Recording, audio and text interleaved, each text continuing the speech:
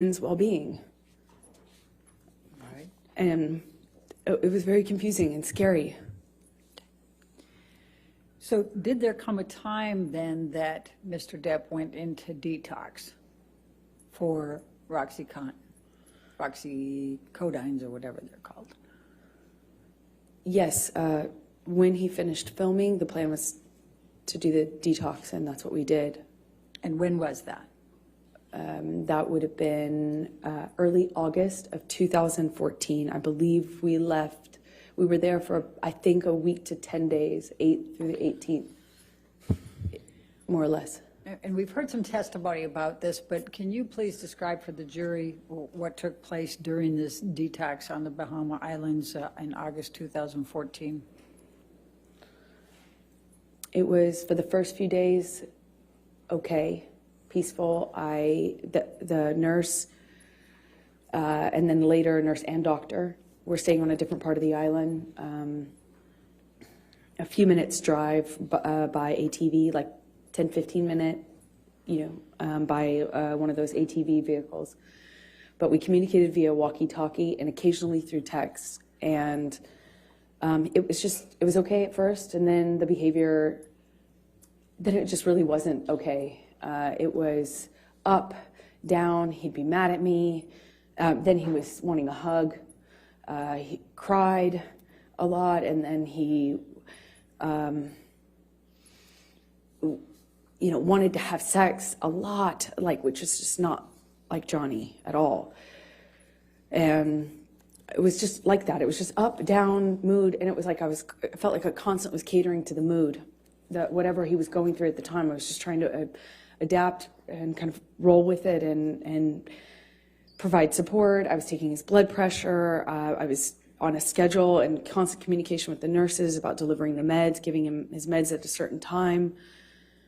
I was just trying to take care of him. And a few days in, I guess the effects of the detox really started to change. And it went from this erratic behavior up and down to just really down or mad. He would burst into anger at me, yelling at me. I crossed the table. I walked away from it at the table. I crossed the table in a certain way, and he screamed at me about that and tried to overturn this table. Luckily, it was bolted down to the deck, but I remember him shaking it and screaming. And at a different point, he was really calm and sweet and thanking me. And then another, he looked like he was balancing out, and we had a conversation, and he was saying he wanted to quit the detox, and he couldn't do it anymore. And I was trying to find the language to encourage him. I was trying to remind him how much he wanted that, how much he had told me he wanted that, how much I was reminding him, he told me all the time, I saved his life, and he wouldn't be doing this without me. And I was telling him these things, and at one point in our conversations, I told him about how... Objection, Your Honor, hearsay. Please try to continue without what you said, please. I said something to him, and he got so angry at me, he slapped me across the face. But he did it while crying. It was the weirdest thing, just crying, saying no woman had ever embarrassed him like that. No woman had ever made him feel like that. I heard that for the rest of the trip too, just on repeat. And I felt bad. I feel bad. Still feel bad. But, I didn't want to make him feel embarrassed. That's not what I wanted to do. It just was in over my head. I don't know how to detox someone. I don't know how to help them through that. And I shouldn't have been there. I don't. Why were you there? Because he asked me to. And I didn't know that was a phenomenally dumb idea. I don't know why why the doctors and nurses didn't tell me not to. I had no idea what that was going to look like or be like. And it was hell. We're on an island. I'm trying to take care of him, and he was hallucinating. And Objection, Your Honor, non-responsive. Overruled. Screaming at me. for things that I said when I didn't say any, I hadn't said anything. I would tell him, Johnny, Objection, Your Honor, hearsay. Well, I think in the context, Your Honor, it's not offered to prove the truth of the matter asserted. What's it for? It's just telling the context of, I'll sustain the objection. Thank you. please continue and just say what he says and what he did and what your observations were. he was accusing me of having a man in the house with me. We were in a single, in a cabin. It's basically one room with a closet and a bathroom. I mean, there's nowhere to hide, really. I mean, there's a closet and a bathroom. And he, at one point, told me that I was hiding somebody in the house.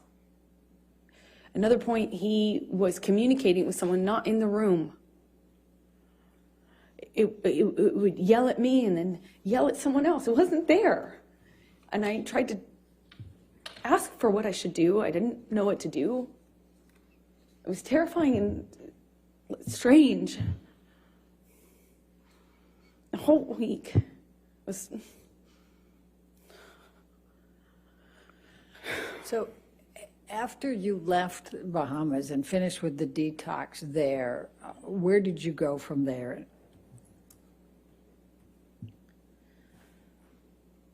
We, meaning Debbie Lloyd, Dr.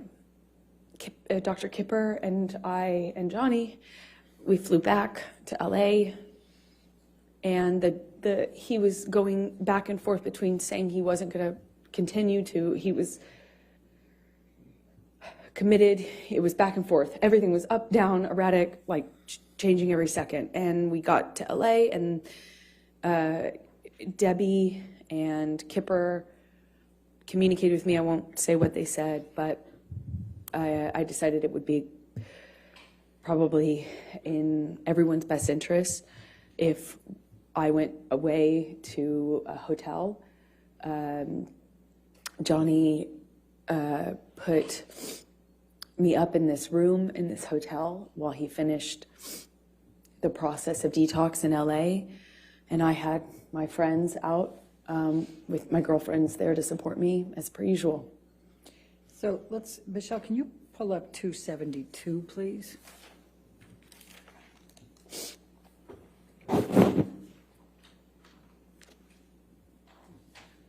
And after you both returned to LA, did Mr. Depp communicate with you by text while you were apart, while he was finishing the detox? Yes, he did. Your Honor, I'd like to move the admission of 272. Any Defendant's objection? Yes, Your Honor, to the first message. Excuse me, Your Honor, to the You second. mean the response? Right. Okay. It's just present sense of impression, but I'm understanding Your Honor's Yeah. rulings on that. Okay. So Did you want to redact it? Can we That's fine. redact that second message?